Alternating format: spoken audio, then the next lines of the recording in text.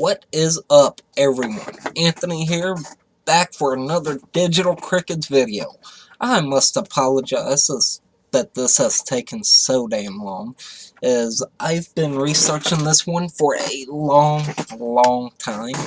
I had to make sure all my I's were dotted and all my T's were crossed, and had extensive amounts of research, source checking, and other things to do. Because in this video, I am going to talk about Islam. Yeah, you heard me right. I am picking the most controversial topic of our time to talk about.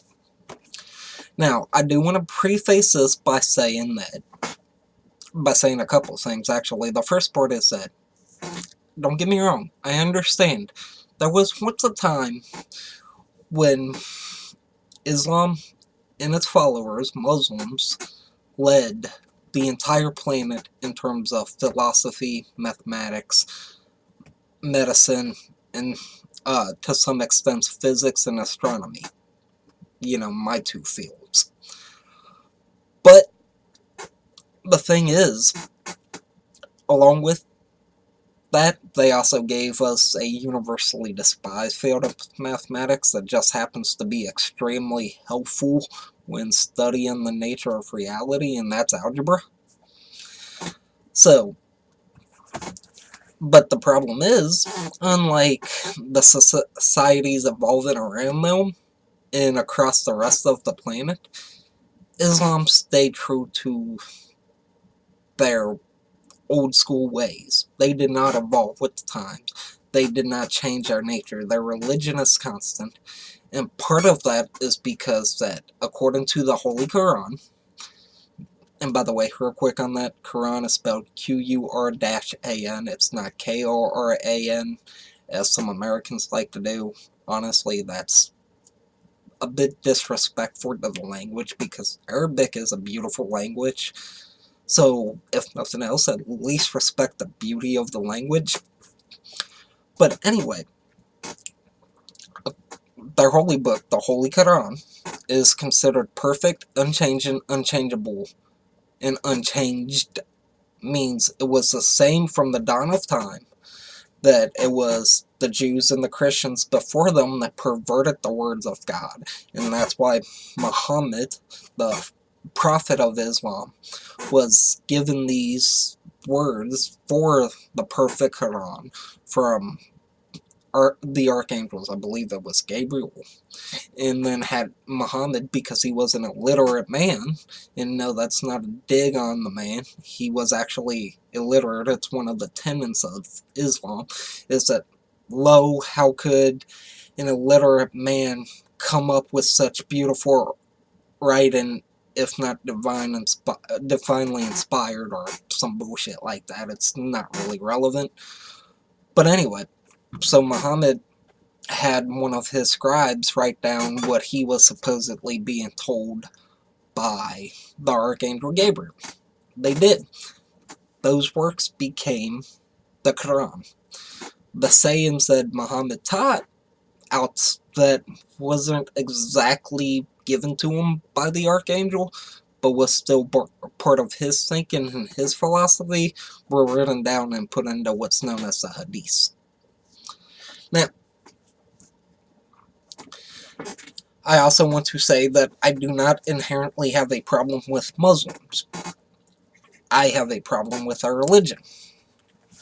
With the actual religion of Islam to which they follow, because the term Muslim simply means to submit to Islam. Islam means to submit to Allah.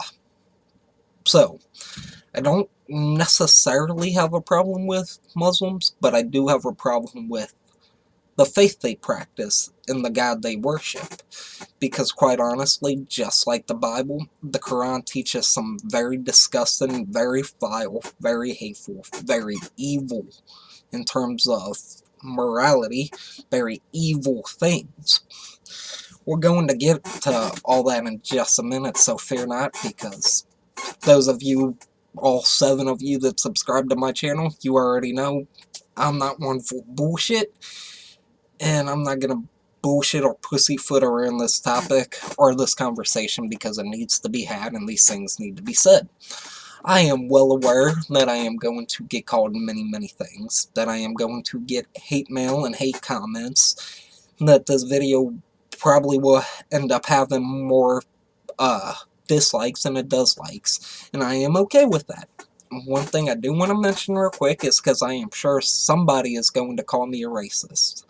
Now, common sense dictates that you cannot be racist against a religion. Just throwing that out there.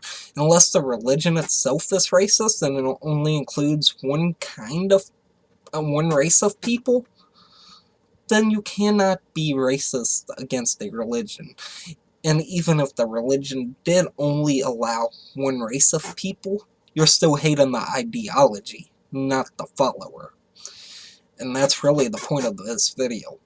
I absolutely hate the ideologies of Islam.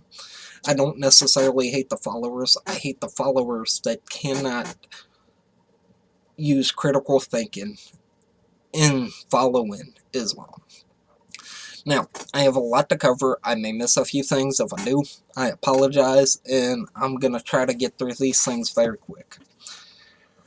First thing I want to talk about is how you have liberals and all that who, in the same breath, will talk about supporting LGBTQ rights, but also defending Islam. I'm sorry, those two things, they don't fit, they're not compatible. And yes, I just did the Vogue. But those two things, they're not compatible. They don't go together. Why? Because of the things Islam teaches. Don't worry, I am going to be reading some verses here soon. And these verses, I am pulling off of a website for correct references, but before you ask, right up there on my bookshelf, yes, I do have an Arabic-English side-by-side copy of the Qur-an, where the original Arabic is on the left and the English translation is on the right. This was created by, I forget his name, but one of the premier Muslim scholars of this century. Well, it was translated by one of the premier Muslim scholars of this century that knows how to speak both English and Arabic, so it is accurate. And comparing the verses from what the website says to what's in the book, it is all correct. I am going to link that website down at the bottom. It is called thereligionofpeace.com. And what that is a website directly devoted to showing you these verses of hate and violence that Islam calls for. So just wanted to get that out of the way before I do get to some of these readings. I have a bunch of other fun tidbits for you too. One of the things is, first, let's talk about one of the big elephants in the room, and that's Muslim extremists, Islamic terror, extremism from Islam. And here's the thing. It's not Islamic extremism. If you're saying that, you are just being dishonest with yourself. Because what we will go over later when we actually read some of these verses from the Qur'an. The people in ISIS and the Taliban and Boko Haram and so many others are actually just following their holy book. Now keep in mind, the Holy Quran, again, is perfect, unchanging, shouldn't have to be interpreted. All that. The book itself actually says these things. So take that for what you will. But the people committing these gruesome acts, killing all these other folks in the name of Islam, they're actually following their book more so than the ones who aren't. And trust me, while it would be a flat-out lie to say that all Muslims are bad, the thing is, all of Islam is bad. Not all Muslims are evil shitheads like ISIS and the Taliban. But even if they don't agree that the means justify the ends, there's not a Muslim on this planet that will tell you they would not like to see Sharia law implemented on a global scale with a global caliphate. Sharia law is basically just a governing set that strictly follows the rules and laws set out by Muhammad in the Qur-an and in the Hadith. That's all Sharia law is.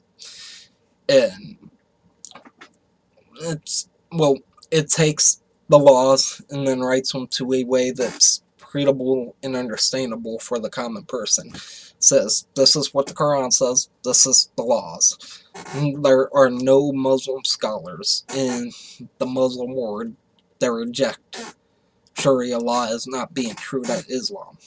Again, take that for what you will. These are just facts. I'm a fact giver.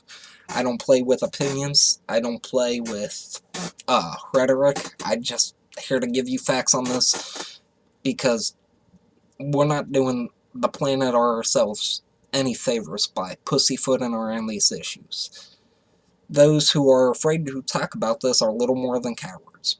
Me, I'm not a coward. I'm not afraid to talk about this, and I will not let political correctness stop me from speaking my mind, because it is when we let this religion define how we can speak about this religion that we've done lost who we are as a nation and who every other secular non-Islamic society has lost. It's just as simple as that. So, first thing I want to do is talk about, if you're a Muslim and you leave the religion of Islam, you're an apostate. The penalty for apostasy is death. Now, I'm sure some people are going to go, no, it's not, yada, yada, yada. But you don't have to take my word for it. You really don't. And a rare soundbite I managed to actually get, I have a soundbite of Dr. Muhammad Makadam. And I'm sorry about my pronunciations. My Arabic's not great.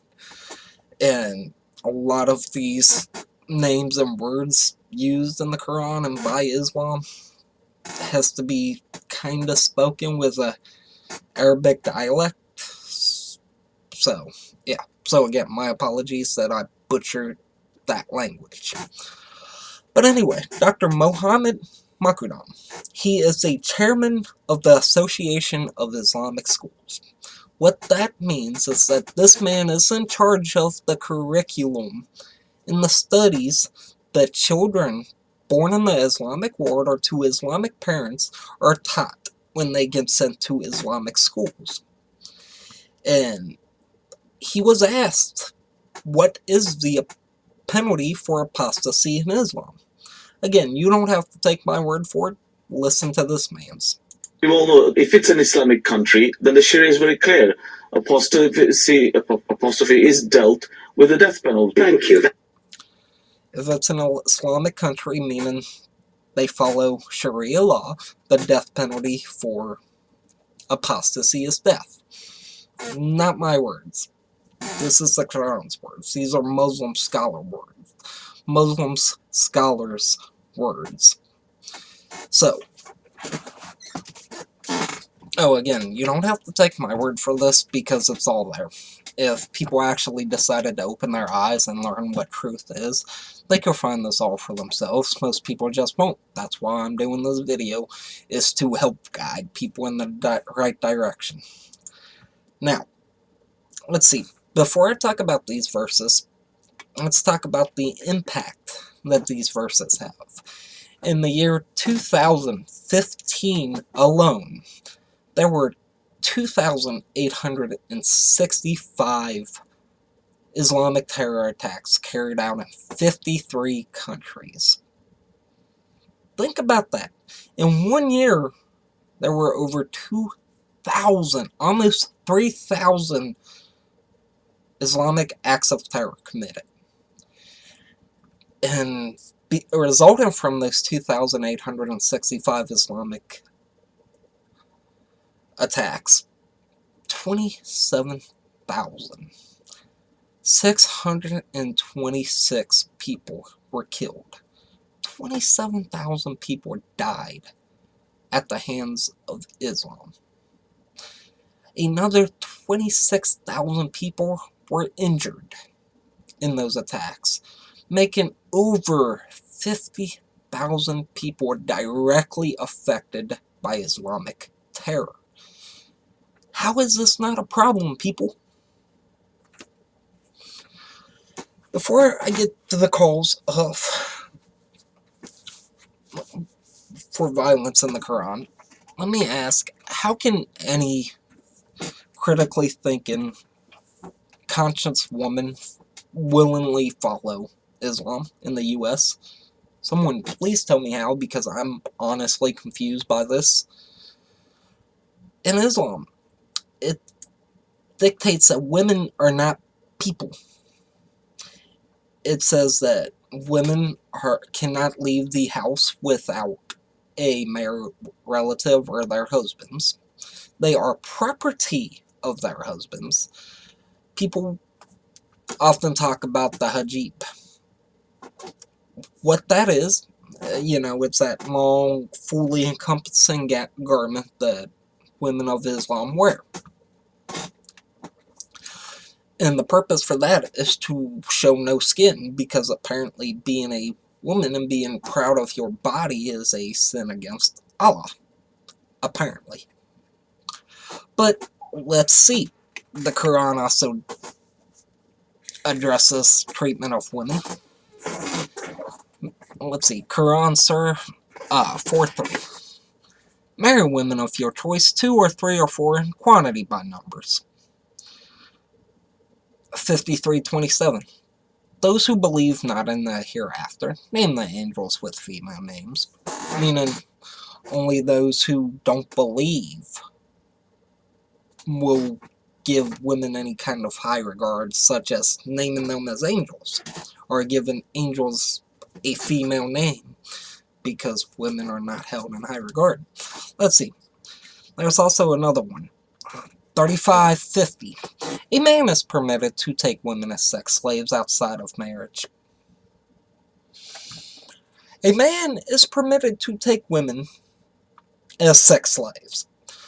The fuck, Islam? How's that for women's rights? Somebody should probably let Mrs. Clinton know about that. Anyway, so, a lot like the Old Testament of the Bible, the Quran calls for some horrific, horrible things to be done to those people who don't follow Islam. Let's read, shall we? Surah 2, verse 191 through 193. And kill them wherever you find them, and turn them out from where they have turned you out. Al-fitnah is worse than killing. But if they detest it, then lo, Allah is forgiving and merciful, and fight them until there is no more fitnah, and worship is but for Allah alone. Fight them until there is no more disbelief in Allah. Fight them and kill them until they either convert or die. I just read it to you, straight from the Quran. Let's see. Here's another one of my favorites. Then fight. This is from Surah 2, verse 244. Then fight in the cause of Allah, and know that Allah heareth and knoweth all things. Surah 2, verse 216. Fighting is prescribed for you, yet ye dislike it. But it is possible for ye to dislike a thing that is good for you, and that for ye to love a thing which is bad for you. But Allah knoweth, and ye knoweth not. Meaning your God's telling you to fight whether you like it or not, because God knows more than you. You can't make this shit up, people. Let's see. As to those who reject faith, I will punish them with terrible agony in this world and in the hereafter. Nor will they have help from anyone. Let's see. Qur-an, Surah 3, verse 151. Soon we shall cast terror in the hearts of the unbelievers, for that they join companions with Allah, and that they have been sent no authority. I will cast terror in the hearts of those who don't believe. Kinda sounds like terrorism to me, just saying. Anyway, this is one of my truly favorite ones right here. Qur-an 495. Not equal are those of the believers who sit, except those that are disabled, and those who strive hard and fight in the cause of Allah with their wealth and their lives. Allah has preferred in grades those who strive hard and fight with their wealth and their lives above those who sit at home. Unto each Allah promised paradise, but Allah has preferred those who strive hard and fight above those who sit at home by huge reward. And be not weak-hearted in pursuit of the enemy. If you suffer pain, then surely they too suffer pain as you suffer pain. Is pursuing it? I'm sorry. Blah. Sorry. I'm keeping that. I'm not restarting this video. Anyway, so the Qur-an 533. Those who punish the punishment of those who wage war against Allah and His Messenger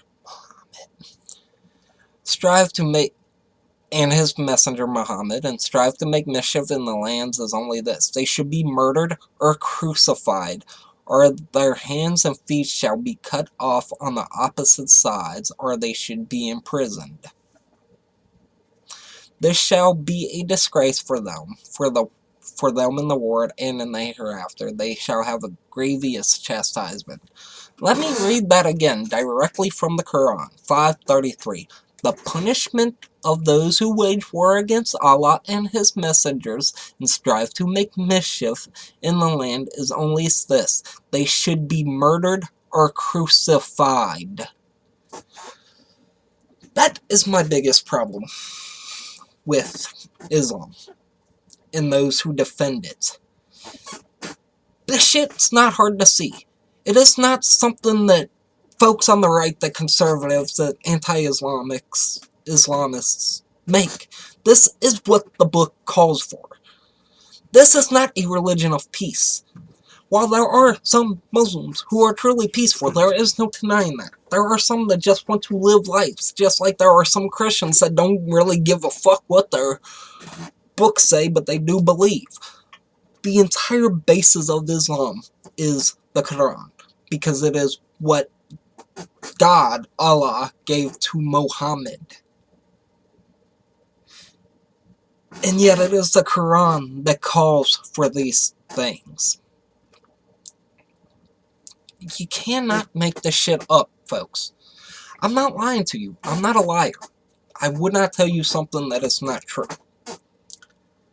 I don't get how hard it is for people to get it through their thick, damn skulls that Islam is a real problem that faces the world today because they have a backwards, violent ideology. And again, as I said about the goals of Sharia, why some may not think that the ends justify the means, all would love to see the means. There is not a good Muslim that would not want to see Muslim taken over the entire world. That means that they agree with things like death for apostasy.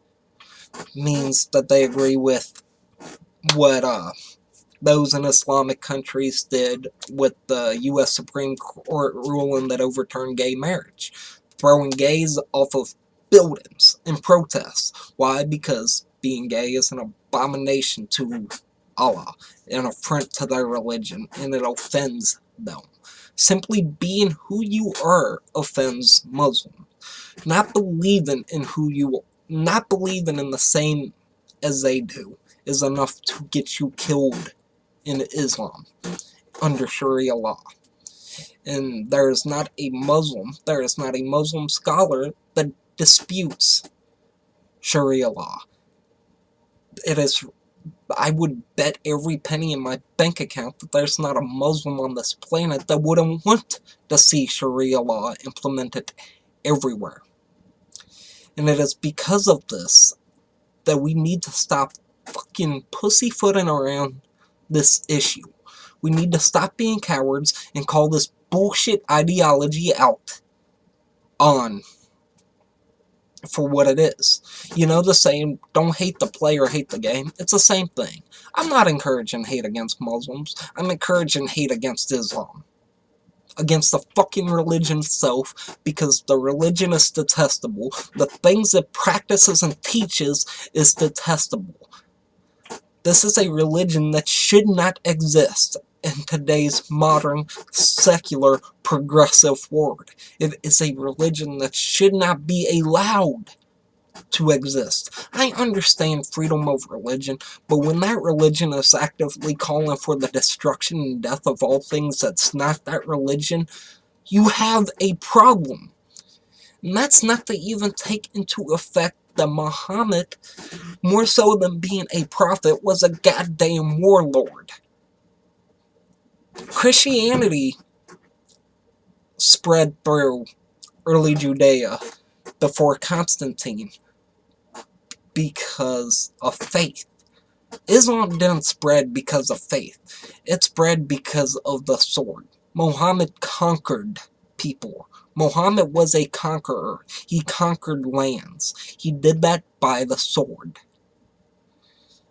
And he set up an empire that lasted a very long time until the early 1900s, known as the Ottoman Empire. This was spread by the sword. It was started out by the founder and most revered person in that religion as the sword. And then we can get to things like Islam's not bad, but the creators of South Park got death threats when they depicted Muhammad in one of their episodes. Now, mind you, this is a show that picked on everything and everyone religiously. They showed Jesus and God all the time on their fucking show, and it's always pretty damn funny. The one time they were going to show Muhammad, the Cartoon Network studios, the Comedy Central studios were threatened to be bombed and set on fire. The producers were threatened to be killed with their wives and children beheaded. Charlie Hebdo made a satirical in France made a satirical cartoon of Muhammad and was attacked by Muslims. If you don't see the problems in this and don't understand that this is a ideology that is bent on their way or the highway, that if you don't follow their religion, you either deserve to die or be put in prison for the rest of your fucking life, then you are blind to reality. And I cannot make it any more clear for that. And if you don't want to open your eyes and see this, then our children and our grandchildren are going to suffer the consequences under this harsh, moronic, violent ideology. And that's really all there is to it. If you don't open your eyes, I feel bad for the generations to come. Because eventually our pussyfooting and cowardness on this issue is going to let Islam take over. You say no, it can't happen until there's a fucking Muslim holding a goddamn scepter to the president's head. You say no, it can't happen. But it hasn't happened with this country, but it has happened. Again, Muhammad himself spread Islam by the sword. People want a worldwide caliphate. Oh, one last point. ISIS stands for the Islamic State of Iran and Syria. How do you not say this is Islam when Islam, the very essence of Islam, the goddamn Qur-an, calls for this shit? I'm sorry you're so blind, and I'm sorry people are too much of a coward to call this. Not me. And by the way, before you think I'm just picking on poor Muslims and picking on Islam, Christians and Christianity, you're next. Peace.